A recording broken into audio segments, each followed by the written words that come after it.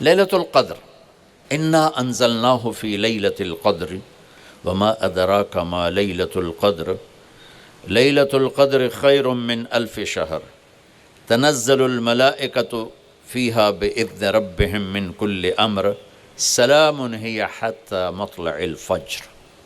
ہم نے قرآن کو لیلۃ القدر میں اتارا، تمہیں کیا خبر کہ لیلۃ القدر کیا ہے؟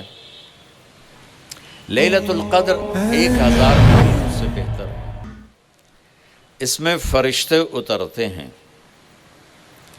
اور یہ صبح تک رہتی ہے۔ لفظ قدر عربی میں اس کا ایک مطلب ہے قیمت، سبحان اللہ۔ تو اللہ نے کہا میں تمہیں بتاؤں، آپ سب تاجر بیٹھے ہو، لیلۃ القدر کی قیمت کیا ہے؟ 1000 مہینوں سے بہتر ہے، 1000 مہینوں سے بہتر ہے۔ اب 1 روپے پر 1000 نفع لے سکتے ہیں؟ دنیا میں کوئی ایسا کاروبار ہے؟ جو ہیروئن بیچتے ہیں وہ بھی نہیں لے سکتے۔ اور میرا اللہ کہہ رہا ہے 1 رات 1000 مہینے، یعنی کوئی 82-83 سال۔ یہ تو آ گیا پہلا قدر۔ دوسرا اس کا مطلب ہے تنگ پڑ جانا، تنگ پڑ فقدر علیہ رزقہ۔ تو تنزل الملائکۃ فیہا، تنزل الملائکۃ والروح فیہا، کہ اس رات اتنے فرشتے اترتے ہیں کہ زمین تنگ پڑ جاتی ہے، سبحان اللہ، اتنے فرشتے آتے ہیں زمین تنگ پڑ جاتی ہے۔ تیسرا مطلب ہے قدر، مقدار کو، تو اللہ تعالیٰ نے اس کا آخری مطلب بھی بتایا، سلام ہی حتی مطلع الفجر، کہ یہ فجر کی نماز تک، فجر کی اذان تک یہ رہتی ہے۔ 3 مطلب ہیں قدر کے، تینوں اللہ نے قرآن میں کور کیے۔ قیمت کیا ہے؟ 1000 مہینوں سے بہتر۔ تنگی کیا ہے؟ فرشتوں سے زمین بھر جاتی ہے۔ مقدار کیا ہے؟ صبح صادق۔ لیلۃ القدر 27 کی نہیں ہوتی، 21، 23، 25، 27، 29۔ اب یہ 5 راتیں جاگنے چھٹ، آپ لوگ تو ویسے رات کے بادشاہ ہو، جاگ لو۔ تو لیلۃ القدر مسجد میں نہ گزارو، گھر میں گزارو۔ یہ مسجدوں میں اشتہار لگ جاتے ہیں، فلاں کے ساتھ شب قدر گزاریں، فلاں حضرت کے ساتھ شب قدر گزاریں، پھر ادھر کوئی صلاۃ تسبیح پڑھ رہا ہے باجماعت، عورتیں صلاۃ تسبیح کی جماعت کرا رہی ہیں، اور پتہ نہیں اور کتنی عجیب و غریب قسم کی عبادات شروع ہو جاتی۔ یہ نفلی عبادت ہے، میرے نبی گھر میں پڑھتے تھے۔ آپ نے اشراق کے سوا ہر نفل گھر پڑھا، ہر سنت گھر میں پڑھی، تو آپ لیلۃ القدر کو یہ مستورات بھی آپ بھی اکٹھے ہو کے نہیں منانا، الگ الگ مصلی بچھا کر اپنے اللہ سے رونا دھونا کرو، اپنے اللہ کو منانا کرو، میں بھی کروں، آپ بھی کریں۔ نوافل کی، جیسے ابھی شب برات گزری تو اشتہار تھے، میں جا رہا تھا ادھر علام آباد میں، ایک جنازہ ہو گیا تھا، تو اشتہار فلاں حضرت کے ساتھ شب برات گزاریں، فلاں مسجد میں شب برات گزاریں، فلاں جگہ شب برات گزاریں۔ بھائی وہ گھر میں منانے کی ہے، مسجد میں نہیں۔ میرے نبی نے نفلوں کو تنہائی میں ادا کیا، فرض کو مجمع میں ادا کیا۔ لیلۃ القدر میں جاگنا نفل ہے، اور پھر جب کٹھے ہو جائیں گے لوگ اور عورتیں تو پھر ساتھ غیبت بھی چلے گی، اور ایک غیبت کا بول ساری رات کو اڑا کے رکھ دے گا۔ مردوں یا عورت کٹھے ہو جائیں، غیبت سے تو بچتے نہیں، نہ ہی رک سکتے ہیں۔ سندھ سے ہم بائی روڈ آ رہے تھے، کراچی سے بائی روڈ جماعت تھی، تو وہ راستے میں بڑی غیبت کریں، نوجوان تھے سارے نئے نئے، میں چپ کر کے سنتا رہا۔ جب کوئی 2 دن گزر گئے نا، تو ہمارے پاس بڑی وین تھی، میں نے کہا بچوں ایک نصیحت کرتا ہوں کہ غیبت نہ کیا کرو، مذاق کرو، ہنسا کرو، کھیڑا کرو، غیبت نہ کرو۔ تھوڑی سی میں نے اس پہ بات کی تو بڑے متاثر ہوئے، کہا جی ٹھیک ہے انشاءاللہ آئندہ بالکل نہیں کریں۔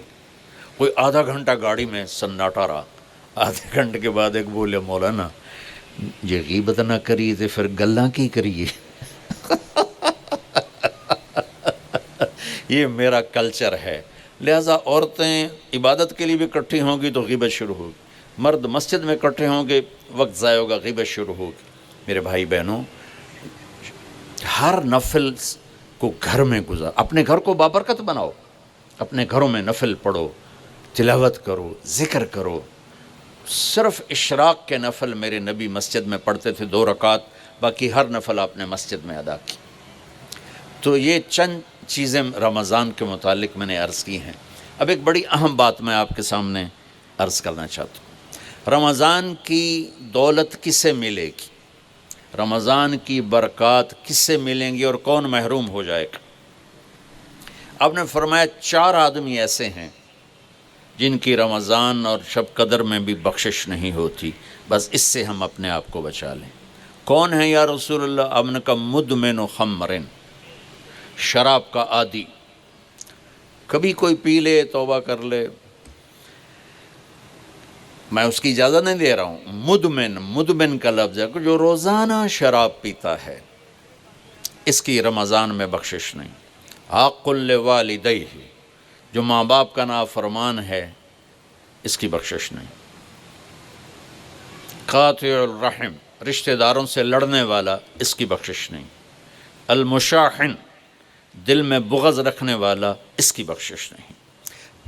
ہر وہ چیز جو میرے آپ کے لیے نقصان دہ اللہ نے حرام کر دی، ہر وہ چیز جو میرے آپ کے لیے مفید ہے اللہ نے حلال کر دی۔ سود حرام کر دیا۔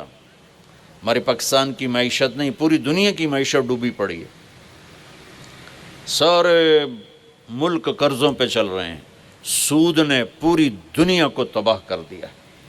تو میرے اللہ تعالیٰ نے، آپ دیکھتے ہیں میرا اللہ کہتا ہے فَأَذَنُوا بِحَرْبٍ مِّنَ اللَّهِ وَرَسُولِهِ، اگر سود نہیں چھوڑو گے تو میرے اور میرے رسول مل کر تمہارے خلاف جنگ کریں گے۔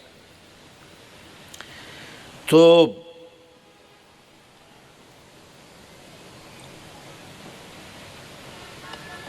ہر وہ چیز جو مضر ہے اللہ اس سے بند، چونکہ سود چند ہاتھوں میں دولت اکٹھی کر دیتا ہے اور غریبوں کے چولہے ٹھنڈے ہو جاتے ہیں، یہ اللہ کو ناپسند۔ جو بھی بھائی پھنسے ہوئے ہیں نکلنے کی نیت کریں اور کوشش کریں، انشاءاللہ چین کی نیند سوئیں گے، چین سے اٹھیں گے۔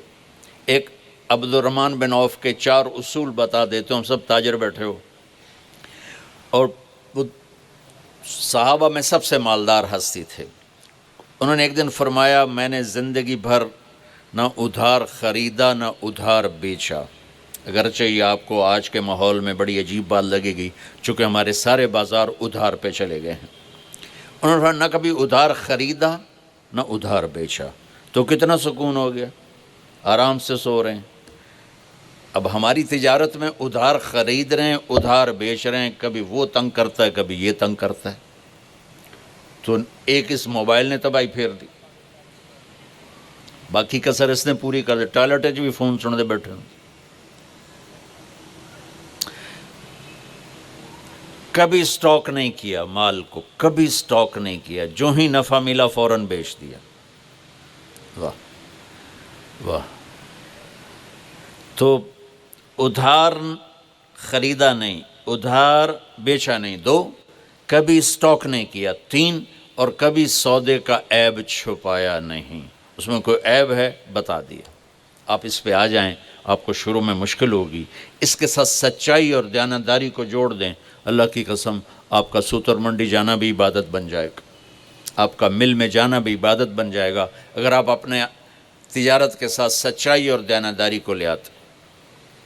پھر اللہ تعالیٰ نے اس میں غریب آدمی کے روزے اچھے گزر جائیں، عید اچھی گزر جائے، اس کے لیے اللہ تعالیٰ نے صدقہ فطر رکھا ہے۔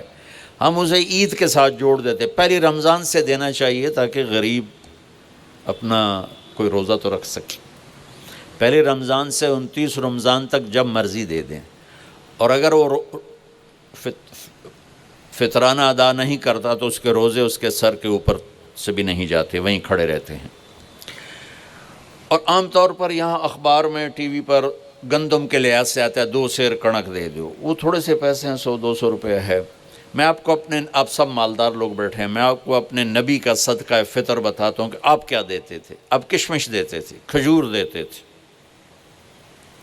جو بھی دیے ہیں، تو کشمش 3 کلو، بازار میں 3.5 کلو، بازار میں جا کے پوچھیں جو سب سے اچھی کشمش ہو یا پھر درمیانی، گھٹیا نہیں درمیانی اور سب سے اچھی، وہ پتہ کرے وہ کتنی ہے، 1000 روپے کلو ہے، 1500 روپے کلو ہے، آپ کے گھر کے 4 افراد ہیں تو ایک گھر سے 6000 روپیہ غریب کو جائے گا۔ آج تو 6000 میں ایک ہفتہ نہیں گزرتا۔